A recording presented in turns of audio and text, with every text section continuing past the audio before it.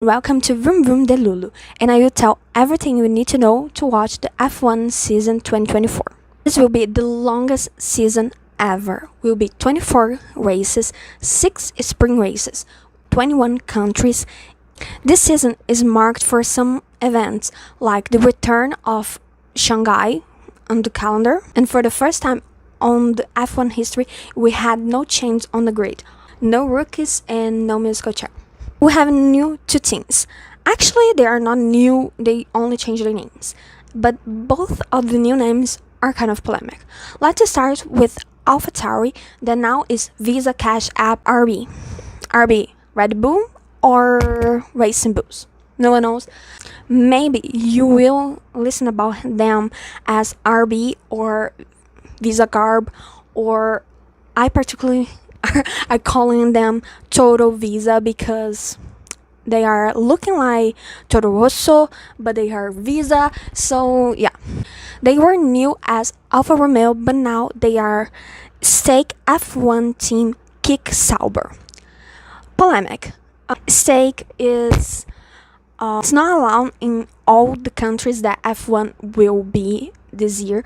So in some places there I will be known as Kick, but on 2026 they will be Sauber or Audi. So I will always call them Sauber just to keep simple. Last week we have a preseason testing and we saw Red Bull has some advantage, but I'm keeping my Dilulu status and I will hope that Ferrari has a chance this year. We have some rules that the teams have to respect, and I will share some with you guys. First one, each car will have only 4 power units, and this is just because this is the longest season, because FIA actually want to put only 3 and they have to fight per 4. 2, we have a new schedule from the weeks that we have spring races. Actually, they will still be confirmed on 28, but if not, a change will be that. But I would like to talk about the spring race calendar for another video. Now, the drivers will be able to use DRS only after 1 lap. Team will only have 96 hours to ask for a review about the penalty, and they will have first to do a deposit of 6,000 euros. This money can go back to the teams after if the review will be accepted, but if not, this money will be for FIA do some things. What? It's not disclosure, but probably the party, yeah, or pay the teams after the season. I don't know. They also increased the fine for some violations. Some news that you have to know. First, about Andretti. Andretti was rejected to be the 11th team on F1.